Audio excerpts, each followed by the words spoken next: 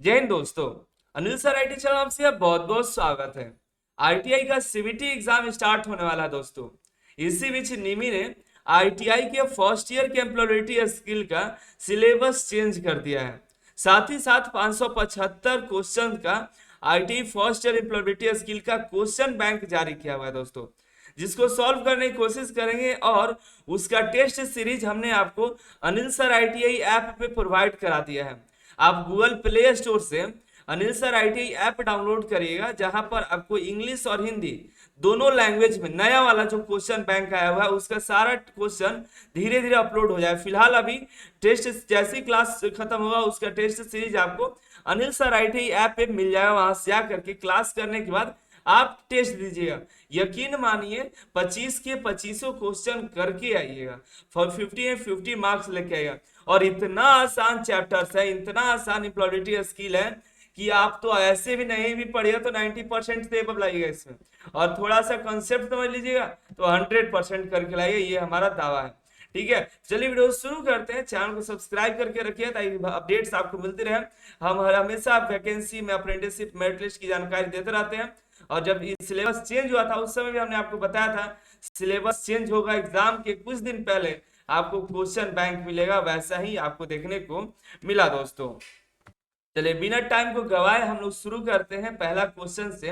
पहला क्वेश्चन देखिए और नीचे कमेंट करिएगा आंसर को। ठीक है, तो आंसर आपको कमेंट करना होगा तो कमेंट करिएगा। पहला आपको क्वेश्चन ले लीजिए, मान लीजिए क्वेश्चन नंबर ये 1 है।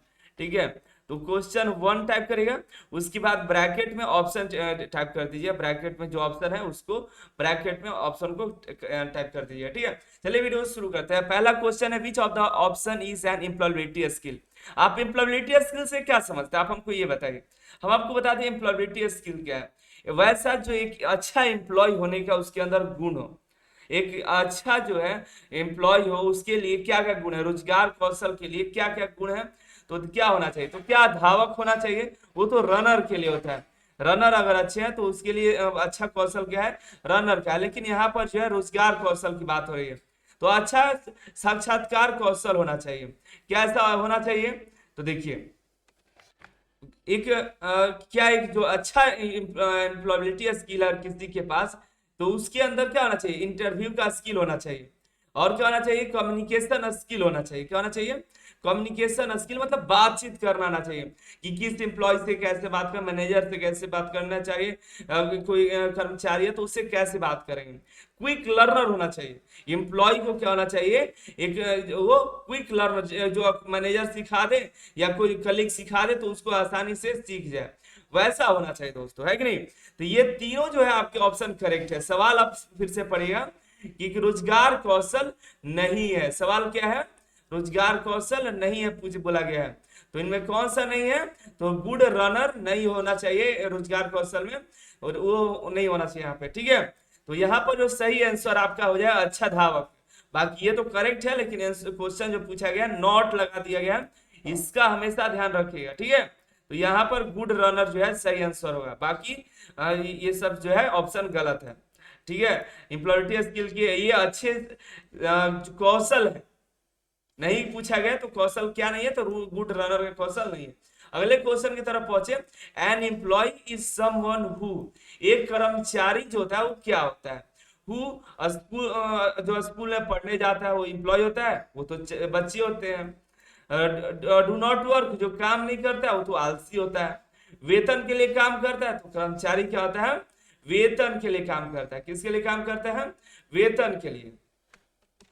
जो सही ऑप्शन है वो क्या है, वो वर्क फॉर ए सैलरी। कर्मचारी जो है सैलरी के लिए काम करता है। ठीक है, खेलने नहीं जाता, मतलब खेलने जाता भी है लेकिन उसका जो काम क्या है, वो काम है वेतन पे कार्य करना। अगला है which of the two skill needed to a good career growth. Career growth क्या होता है, अब जैसे कि आप आईटीआई कर रहे हैं, आईटीआई करके आप चाहते हैं कि आप अच्छे जानकारी लें तो और डिप्लोमा कर लेंगे, बीटेक कर लेंगे।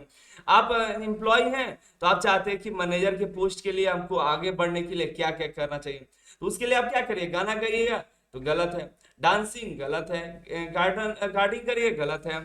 टेक्निकल स्किल होना चाहिए, अपना स्किल को बढ़ाएंगे। क्या बढ़ाएंगे, हमें स्किल बढ़ाने की जरूरत है, एम्प्लॉयबिलिटी स्किल बढ़ाने की जरूरत है, टेक्निकल स्किल्स बढ़ाने की जरूरत है, करियर में ग्रोथ पाना है तो। ठीक है, इसीलिए आपका आईटीआई में चैप्टर है एम्प्लॉयबिलिटी स्किल। एम्प्लॉयबिलिटी स्किल में काफी सारा स्किल सिखाया जाता है, आपके अगर स्कूल में सिखाया जाता होगा। कई सारे टॉपिक्स है, जैसे कि सिटीजनशिप, एक अच्छा नागरिक कैसे बनेंगे, 21वीं सेंचुरी चल रहा है, उसमें आप कैसे अपना योगदान करिएगा, बातचीत कैसे करेगा, इंग्लिश स्किल के बारे में क्लास ले आता है, डिजिटल स्किल के बारे में एम्प्लॉयबिलिटी स्किल पढ़ाता है। काफी सारे जो एम्प्लॉयबिलिटी स्किल होते हैं, जो एक एम्प्लॉय के अंदर स्किल होने चाहिए एक अच्छे एम्प्लॉय बनने के लिए, सभी चीजें इससे पढ़नी होती है। चौथा क्वेश्चन की तरफ चलते हैं। Gopi is always willing to learn and improve in his work. एक गोपी हमेशा सीखने और अपने काम को सुधार करने के लिए तैयार रहते हैं। गोपी एक लड़का है जो हमेशा अपने काम को सीखना चाहता है, जो भी है चीज वो सीख लेता है, ना नहीं कहता कि ये कैसे होगा, नहीं होगा, मुझसे नहीं होगा। वो चाहता है कि सीख कर उसको कंप्लीट करेंगे, और कुछ गलती हो जाता है तो उसको सुधार करने के तैयार रहता है।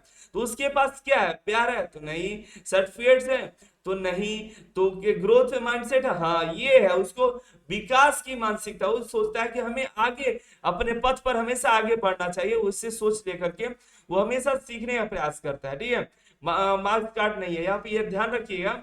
हमें भी अपने जीवन में, जैसे कि हमने आईटीआई किया, आप आईटीआई कर लेंगे तो उसके बाद अप्रेंटिसशिप करते हैं, अप्रेंटिसशिप करेंगे ताकि अपने कौशल को और बढ़ाएंगे।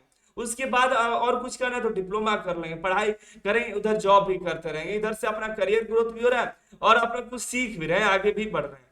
इस तरह से होता है। ठीक है, आगे की तरफ बढ़ते हैं 5 नंबर पे, the meaning of employability skill. हमने शुरू से आपको बताते आ रहे हैं हम एम्प्लॉयबिलिटी स्किल के बारे में। रोजगार कौशल का अर्थ क्या है?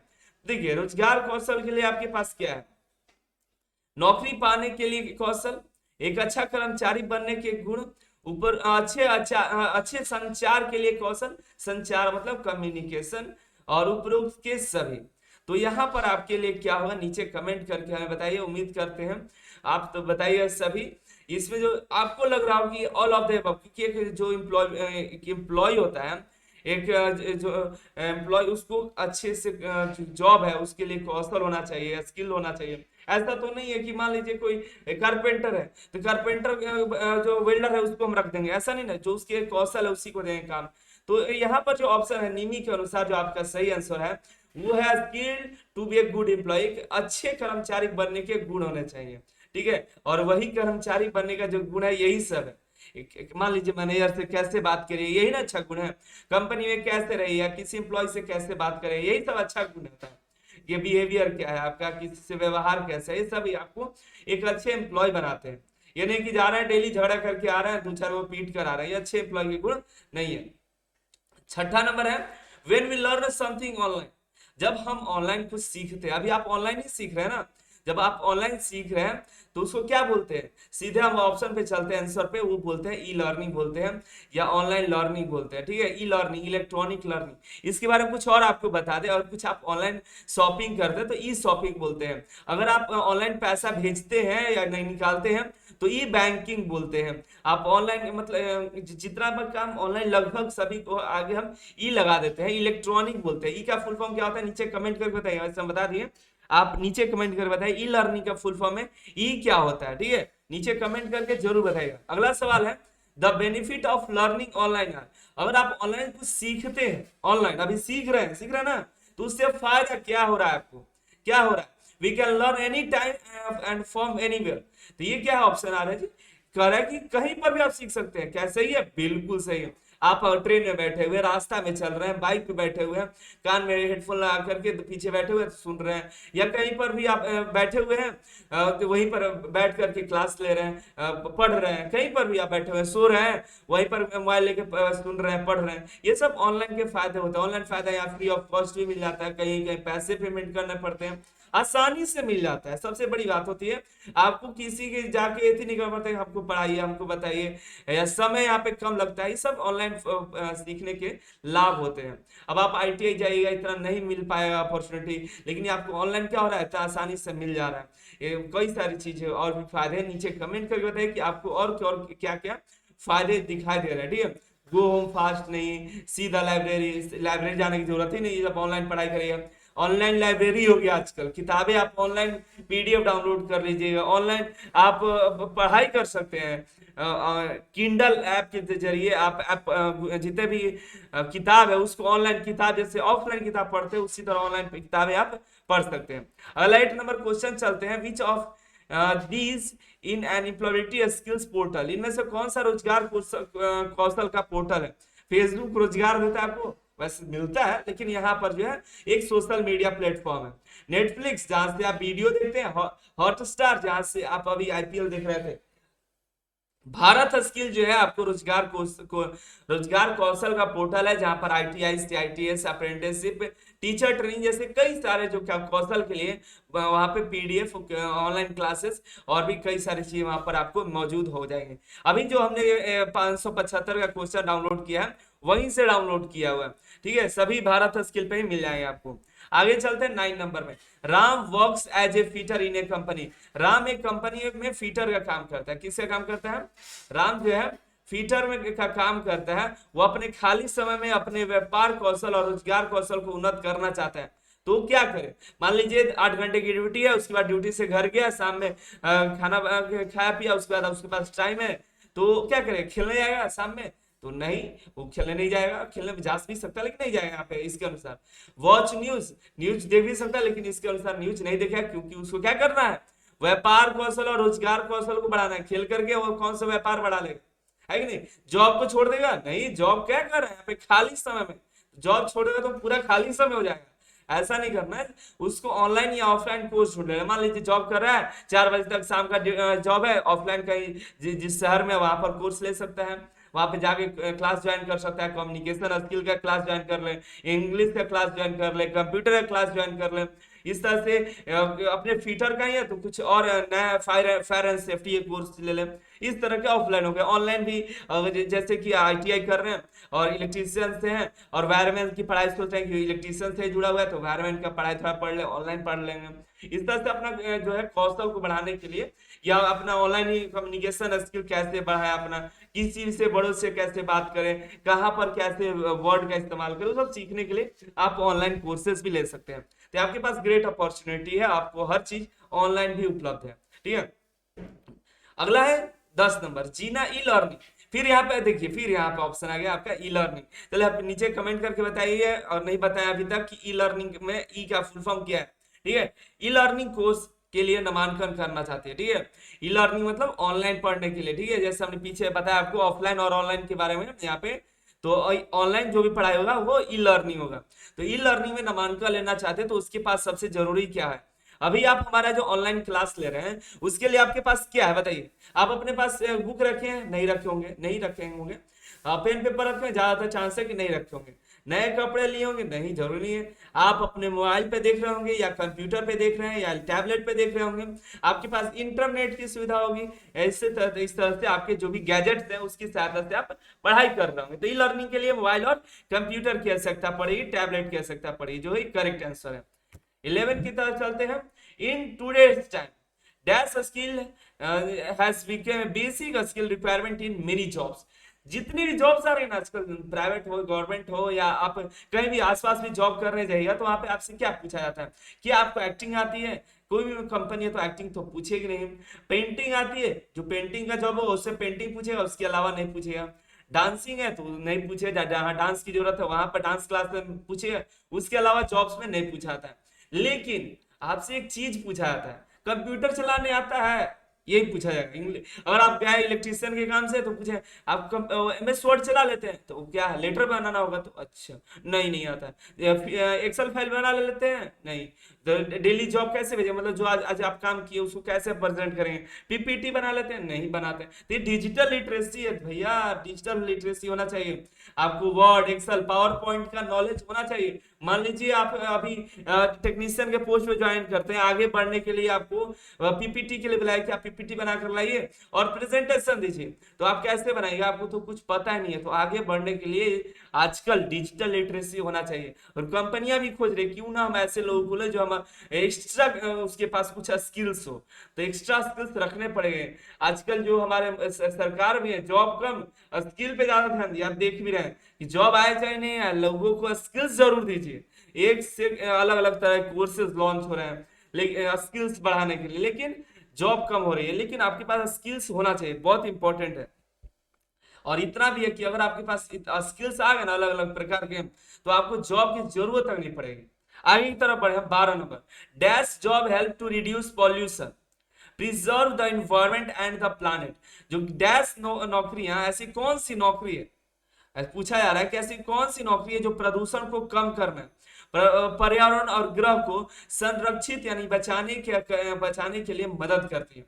ऐसा कौन सी नौकरी है? सॉफ्टवेयर की नौकरी, सॉफ्टवेयर में तो सॉफ्टवेयर बनता है, हार्डवेयर में तो हार्डवेयर की मरम्मत की जाती है, कारपेंटर बढ़ई का काम है, बढ़ई बनाते हैं यहाँ पे तो। लेकिन ग्रीन जॉब्स जो है यहाँ पे, ग्रीन जॉब्स क्या मदद करती है? पॉल्यूशन को कम करने के लिए, पर्यावरण की रक्षा करने के लिए, पृथ्वी को बचाने के लिए जो ग्रीन जॉब्स होते हैं। ग्रीन जॉब्स क्या क्या है, नीचे कमेंट करके बताइएगा अगर आपको जो भी जानकारी है। ग्रीन जॉब्स कौन कौन सी नौकरियां जो ग्रीन जॉब्स के बारे में आती है, ऐसे कौन कौन से कार्य हैं जो आप पृथ्वी को बचाने, पर्यावरण को बचाने, प्रदूषण को कम करने के लिए करते हैं, नीचे कमेंट करके बताइएगा।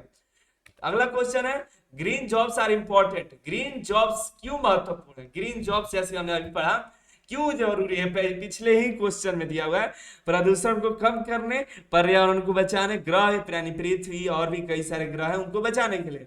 तो यहाँ पे आपका ऑप्शन मिल जाता है, they help protect the environment, वे पर्यावरण की रक्षा में मदद करते हैं। देख रहे हैं, ऑप्शन मिल गया आपको, इसलिए पढ़िए अच्छे से तो आपको जरूर आंसर मिल जाएगा। यहाँ पे मिल गया, दे प्रदूषण करने के लिए तो नहीं, गलत बता रहा। यह करना आसान है? आसान थोड़ी है पर्यावरण की रक्षा करना। पेड़ लगाना पड़ेगा तो पेड़ लगाना क्या इतना आसान है? पेड़ आज लगा दिए, उसको बड़ा करना है। पेड़ लगाना बड़ी बात नहीं होती, पेड़ तो कोई भी लगा देता है, लेकिन उसको बड़ा कौन कर सकता है, ये इंपॉर्टेंट होता है कि नहीं? आप भी कमेंट करके बताइए, सहमत है कि नहीं? शहर के कर्मचारियों के लिए नहीं, शहर के कर्मचारी के लिए जरूरी नहीं है, शहर में और भी लोग रहते हैं यार, और भी जो जानवर है उनके लिए भी ग्रीन जॉब्स की बहुत ही इंपॉर्टेंट है। गीता ने अभी अभी अपनी शिक्षा पूरी की, मतलब पढ़ाई उसने पूरी कर ली, चलो अच्छा हुआ। वह अपने डैश कौशल में सुधार के लिए एक बुनियादी अंग्रेजी पाठ्यक्रम में शामिल हुई। किस प्रकार के कौशल के लिए? उसने इंग्लिश कोर्स को इंप्रूव करने के लिए कौन सा स्किल को चूज किया? डांस से उसका इंग्लिश बदलेगा कुछ, आपको लगता है? नहीं। फाइटिंग से क्या मारामारी का झगड़ा करेगी जा करके तो उससे क्या उसका इंग्लिश ठीक हो जाएगा? नहीं। तो कम्युनिकेशन स्किल उसका ठीक हो जाएगा। और आप इंग्लिश के जान गए, इंग्लिश में सेंटेंस समझ गए, इंग्लिश में अच्छे अच्छे वर्ड आपको समझ में आ गए, उसका प्रयोग पता चलेगा, तो आप कम्युनिकेशन, किसी से बातचीत करना में आपको आसानी होगी और अच्छे से बात कर पाएंगे, है कि नहीं? अभी आप रामायण देख रहे हो, उसमें कितनी, अभी वाली नहीं, मतलब हम पुरानी वाली बात कर रहे हैं, जो पहले की जो पुरानी रामायण थी उसमें शब्द देखते थे कितने सरल होते थे, मतलब सरल होते थे, बढ़िया शब्द होते थे, तो उससे कम्युनिकेशन बहुत ही बढ़िया होता था। लेकिन आजकल तो सब देख ही रहे, इसीलिए कम्युनिकेशन के लिए हमें उस कोर्स को उसके बारे में जानना चाहिए, उस शब्द के बारे में, कहानियों के बारे में जानेंगे तब हम कम्युनिकेशन अपना ठीक कर पाएंगे, ठीक है? उसी के लिए बातें कही गई इसमें। अगला क्वेश्चन है 15 number, Ram is planning to start his own business. Ram जो है अपना खुद का व्यवसाय शुरू करने की योजना बना रहा है, ठीक है? आप कौन सा विकल्प उसको बताएंगे? आप बताइए कौन सा उसको बताएंगे। मान लीजिए किसी दोस्त को एक कह रहा है कि हमको, हमारे पास पैसा है, हम सोच रहे हैं कुछ व्यवसाय खोलते, नौकरी वोकरी हमसे नहीं होगा, दूसरे की जियाजुरी करना, तो क्या बताइए उसको? क्या ऑनलाइन रिटेल खोल लो, उसको क्या बोलेगा? क्या सीडी कैसेट का दुकान खोल लो, बहुत चलेगा, सीडी कैसेट का जमाना ही नहीं है। फिल्म वीडियो रेंटल, अब कौन रेंटल पे मूवी लेता है? अब तो सबके पास यूट्यूब है, यहाँ पे अलग अलग प्रकार के यहाँ पे एप्स आ गए हैं जहाँ पे आपको फ्री ऑफ कॉस्ट फिल्म मिल रही है। जीरोक्स कॉपी क्या आप उसको बता, हाँ बोल सकते हैं, जीरोक्स शॉप खोलो तो उससे आमदनी कम होगी।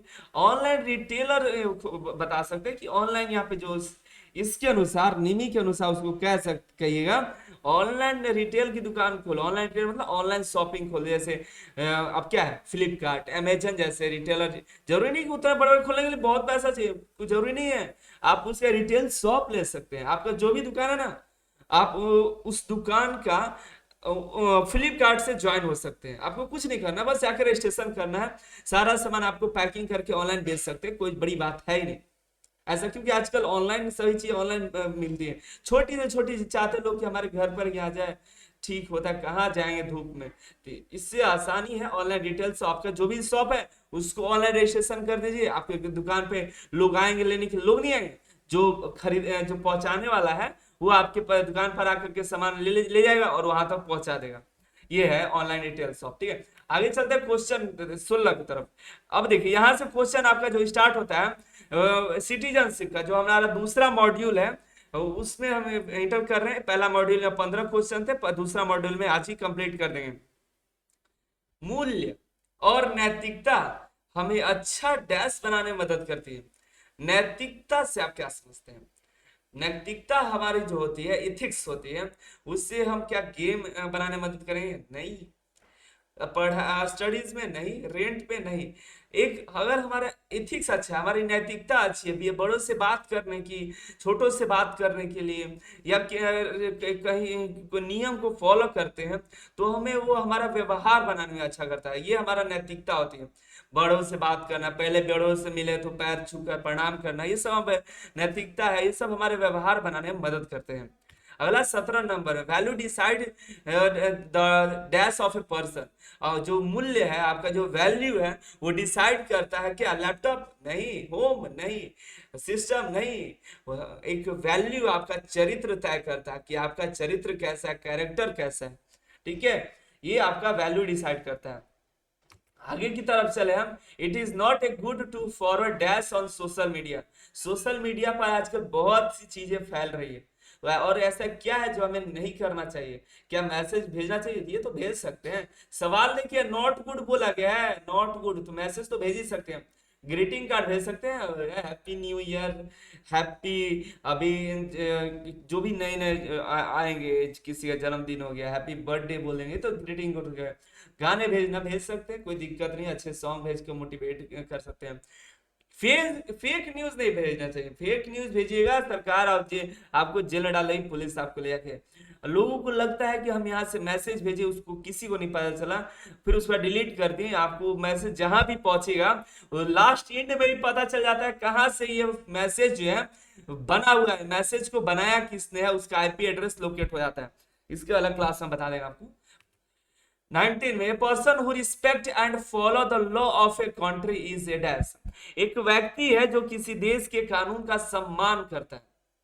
ट्रैफिक रूल बना है, फॉलो करता है। जाना है, रुकना है, रुक जाएगा। किस तरह से चलना है, वो सबको पालन करता है। तो उसको क्या कहते हैं? वो कैसा व्यक्ति है? अगर जो भी नियम बना है सरकार द्वारा उसको फॉलो करे तो क्या व्यापारी है? जरूरी है कि व्यापारी सिर्फ नियम फॉलो करेंगे? आजकल बहुत से व्यापारी हैं जो नियम ही को फॉलो नहीं करते। बुरे कर्मचारी, जो बुरे हैं ही तो कैसे फॉलो कैसे करेंगे? जिम्मेदार नागरिक, बिल्कुल एक जिम्मेदार नागरिक होता है जो देश के द्वारा बनाए गए सभी नियम को फॉलो करता है। नीचे कमेंट करके हमें बताइए, देश के बनाए हुए नियम किस किताब में लिखे हुए हैं? देश के लिए, देश को चलाने के लिए एक किताब बनाया गया जिसमें सारे नियम लिखे हुए हैं। उस किताब का नाम नीचे कमेंट करके बताइए। क्वेश्चन नंबर दे कर लिखिएगा, क्वेश्चन नंबर 19 का आंसर लिखिए। ठीक है, वैसे आंसर तो ये है, रिस्पॉन्सिबल पर्सन। छोटा बच्चा को उसको क्या मालूम कौन सा, मतलब मालूम तो हो सकता है, ज्यादा छोटा है 3-4 साल का, तो उसको क्या मालूम देश का कानून क्या है। ठीक है, आगे की तरफ बढ़े। 20 नंबर में, रीता को ऑफिस में किसी को पर्स मिला। रीता को पर्स मिल गया, किसी का मिल गया, वह इसे कार्यालय प्रबंधक, जो मैनेजर है, ऑफिस मैनेजर को दे देती है। इससे पता चलता है कि उसके पास क्या है? पिलर है? नहीं, मजबूत है, वो तो मजबूत पिलर नहीं है। गुस्से में होती तो लौटाती या फेंक देती। तो दोस्ती है, जरूरी नहीं, उसको मालूम ही नहीं कि इसका पर्स है, तो कैसे दोस्ती पता चलेगा? ईमानदारी है, उसके अंदर क्या है? ये ईमानदारी है, वो ईमानदार है। ठीक है, जिसकी वजह से वो उसको पर्स मिला, वो लौटा दिया। आपको भी होना चाहिए, सभी के अंदर ये होने चाहिए कि वो किसी का कोई भी चीज मिलता है तो उसको लौटा दे। आगे तो जाइए। The constitution of India is also called, Bharat का संविधान है यहाँ प्रश्न। भारत के संविधान का को डैश भी कहा जाता है।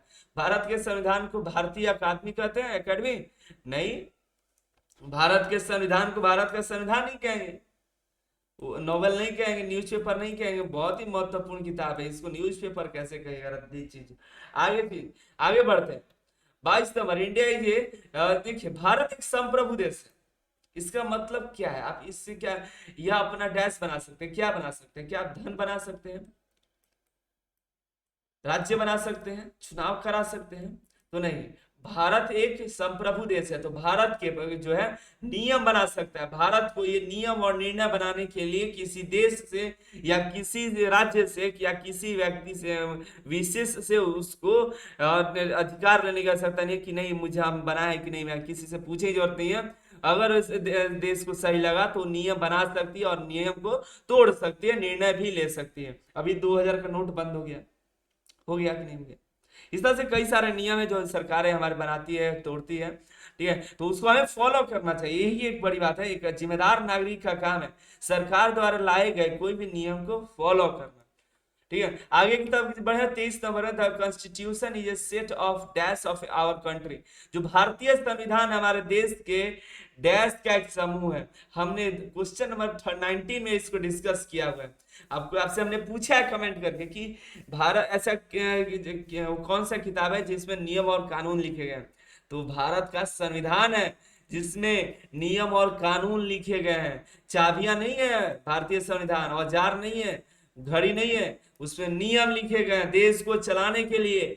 कैसे के क्या क्या नियम है, आप जितने भी देखते हैं ना कचहरी में, कोर्ट में जज सुनाते हैं, ये धारा ये धारा वो, और कोई भी सुनवाई है सभी इसके तहत होता है। कोई भी कहीं पर भी सरकार द्वारा नियम लागू होता है सभी इसी के में लिखा हुआ है, ठीक है। एक बात हमें नीचे कमेंट करके बताइएगा, भारतीय जो संविधान है उसको लागू कब किया गया था, ठीक है, कब लागू किया गया था, नीचे कमेंट करके बताइएगा। अगला सवाल है 24 नंबर पे चलते हैं। मिस्टर जॉनसन घर के काम के लिए एक 8 साल की बच्ची को काम पर रखना चाहते हैं। 8 साल की बच्ची को कोई सुनी के कहे कि कितना बेकार आदमी। तो भारत में इसे प्रतिबंधित करते हैं क्योंकि यह डैश है। भारत में ये प्रतिबंधित है, क्यों प्रतिबंधित है? क्योंकि ये तटस्थ है? बिल्कुल नहीं है। देखिए आम है कि नहीं? आम नहीं है। शोषण के विरुद्ध अधिकार, राइट अगेंस्ट एक्सप्लोइटेशन, नहीं, बिल्कुल ये जो है शोषण के अधिकार जो है उससे यहाँ पे दिक्कत है, यहाँ पे बताया गया है। भारत में जो है आप 18 साल से नीचे किसी भी व्यक्ति को किसी भी कंपनी में काम नहीं ले सकते हैं। लेकिन आपको मालूम है 18 साल से नीचे के भी किसी भी बच्चों को काम लिया जा सकता है उसके गार्जियन की सहमति से। वो कितने साल की उम्र तक के बच्चों को लिया जा सकता है, हमने पिछले जो एम्प्लॉयबिलिटी स्किल का सीरीज था उसमें बताया था। आप नीचे कमेंट करके हमें बताइएगा मिनिमम कितने साल के बच्चे को से भी काम लिया जा सकता है, उसके कंपनी के अनुसार लिया जा सकता है। लेकिन उसका जो अधिकार है उसके गार्जियन पे रहता है, ठीक है। तो मिनिमम काम करने का जो एज वो भी है, लेकिन ऐसे 18 साल रखा गया है। तो यहाँ पे जो है शोषण के विरुद्ध अधिकार है जिसके तहत ये 8 साल के बच्चे को यहाँ पर काम नहीं लिया सकता है। 8 साल के बच्चे को काम नहीं ले सकते कोई भी कंपनी। आगे चलेंगे 25 नंबर में, we have freedom to go to temple. हमें जो है प्रार्थना के लिए मंदिर, चर्च या मस्जिद जाने की आजादी है। किसी को कोई भी जा सकता है, कभी भी जा सकता है। चरित्र के इस स्तंभ को डैश कहा जाता है, तो इसको हम क्या कहते हैं? तो जिम्मेदारी, बेईमानी करना, ईमानदारी या आदर करना। ये क्या है हमारी?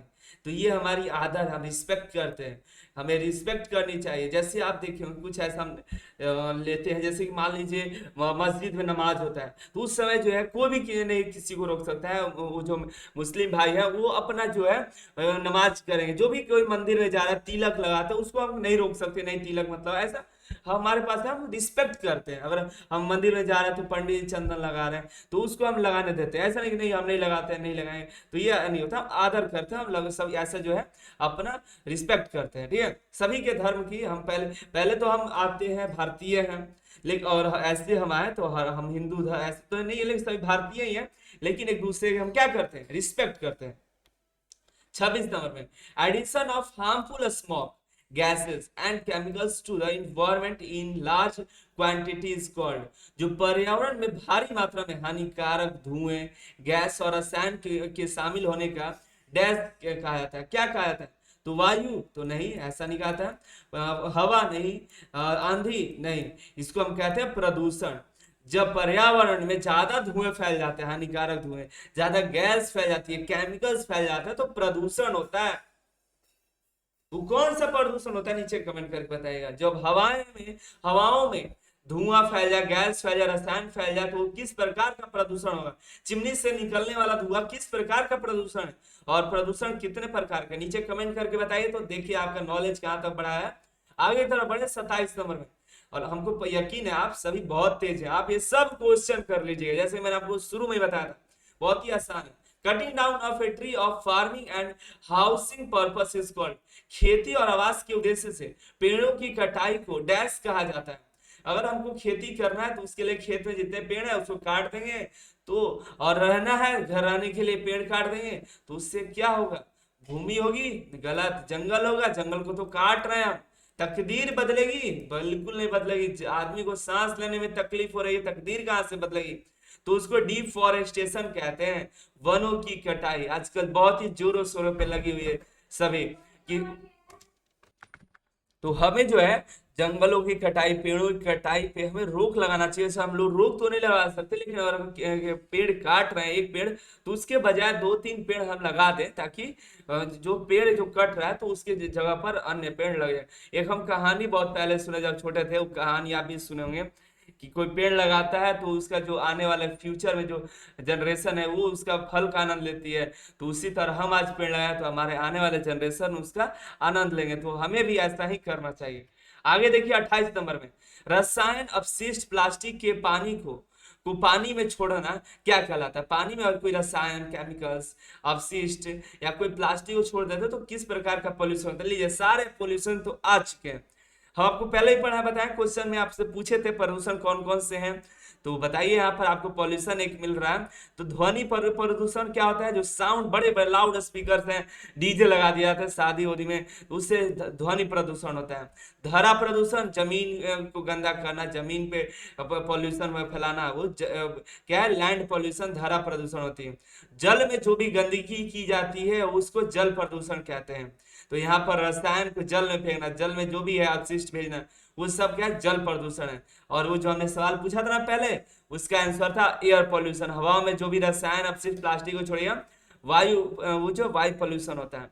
और जो है आजकल भी देख रहे होंगे गंगा सफाई पे मोदी जी भी कितने अभियान चलाए, गंगा को साफ करने में काफी लोग लगे हुए हैं। इस तरह से काफी सारे जो है तालाबों को, नदियों को, छोटे छोटे जो पॉन्ड्स को, उसको साफ सफाई के रखना है, उसके लिए सभी मुहिम चलाई जा रही है। तो इसके हमको भी ध्यान देना होगा, जल प्रदूषण को रोकना होगा। आगे चलते हैं 29 नंबर में, scientist are warning us that the rise in earth temperature causes. अभी देखिए कितनी गर्मी पड़ी हुई है, हम जहाँ रह रहे हैं वहां उसको जो है चेतावनी दी गई, हीट वेव चल रहा है, किसी को बाहर आने से रोका गया है। सुबह 8 बजे से लेकर के शाम के 5 बजे तक बाहर नहीं निकलना है, इतनी गर्मी 55 से भी ज्यादा बढ़ा हुआ है। तो साइंटिस्ट हमेशा वो रोक रहे हैं कि बहुत ही चेतावनी दे रहे हैं कि पृथ्वी का तापमान वृद्धि हो रहा है। इसका कारण क्या है, क्या हो रहा है, क्यों हो रहा है ऐसा? तो उसका कारण क्या है? क्या नष्ट करना? तो डिस्ट्रॉय करना नहीं। लैंड स्लाइडिंग नहीं। गर्म होना तो यहाँ पे नहीं। यहाँ पे क्या है? ग्लोबल वार्मिंग है। किसकी वजह से? ग्लोबल वार्मिंग की वजह से यहाँ पे गर्मी बढ़ रही है, पेड़ काटे जा रहे हैं, बारिश नहीं हो रही है, सभी एक दूसरे से जुड़े हुए हैं। हमें नहीं लगता है, हमें नहीं मुझे समझ में आता है, लेकिन ये जो जो नेचर है, नेचर एक दूसरे से जुड़ा हुआ है, एक दूसरे के कड़ी है, जो हमें नहीं समझ में आता है। और इसी की वजह से गर्मी इतनी बढ़ी हुई है, और इसकी वजह से बारिश भी ज्यादा नहीं होगी। इससे जो है सिर्फ गर्मी होगी, ठंडा का भी समय कम हो जाएगा। ठीक है, आगे की तरफ बढ़ता है 30 number. Shyam avoids the use of plastic and chemical fertilizer, he is following dash. Shyam जो है प्लास्टिक और रसायन उर्वरकों के इस्तेमाल से बचते हैं, वो डैश अनुसरण कर रहे हैं। तो क्या है? हरी जीवन शैली। तो हाँ, वो जो है हरी जीवन शैली अपना रहे हैं। वो जो है प्लास्टिक का उपयोग नहीं करते हैं, प्लास्टिक के जगह पर कपड़े का बैग ले जाना, कागज का बैग ले जाना। आजकल कपड़ा इतना बढ़िया हो गया, कपड़ा का बैग लेके जाइए, उसी में सामान लेकर आइए। उससे बढ़िया जो है क्या, प्लास्टिक के थैले से तो बरियार होता है, मजबूत होता है। रासायनिक उर्वरक है, खेती के लिए फर्टिलाइजर्स जो है उसको नहीं यूज करके घर का गोबर इस्तेमाल करना, राख का इस्तेमाल करना, इस सब इस्तेमाल करके खेती करना, ये सब हरी जीवन शैली है। ठीक है, तो ये हमारा 30 क्वेश्चन था जो हमने 2 मॉड्यूल को सॉल्व किया है। अभी तो बहुत सारे क्वेश्चन बाकी हैं, कोशिश करेंगे आप सभी क्वेश्चन को कराने का। टेस्ट सीरीज को Anil sir IT Google app play store पे आ जाएगा, तो वहां पर आपको प्रोवाइड करने का, वहां पर जाइए, नए वाले टेस्ट सीरीज दीजिए। यकीन मानिए नया वाला टेस्ट सीरीज है, मात्र 99 रुपीज में। ठीक है, हम उसको 99 रुपीज रखे ताकि सभी कैंडिडेट जो है उसको अफोर्ड कर सकते हैं। उसके लिए किसी को कोई दिक्कत होने की चांस नहीं है, मुझे तो नहीं लगता है। बाकी जो है और भी क्वेश्चन हम अपलोड करेंगे समय से, उसके लिए चैनल को सब्सक्राइब करके रखिएगा। टेलीग्राम चैनल ज्वाइन कर लीजिएगा ना, तो वहां पर इसकी अपडेट आपको मिलती रहेगी। टेस्ट सीरीज का भी लिंक हम प्रोवाइड कर देंगे। आप सभी का बहुत बहुत धन्यवाद।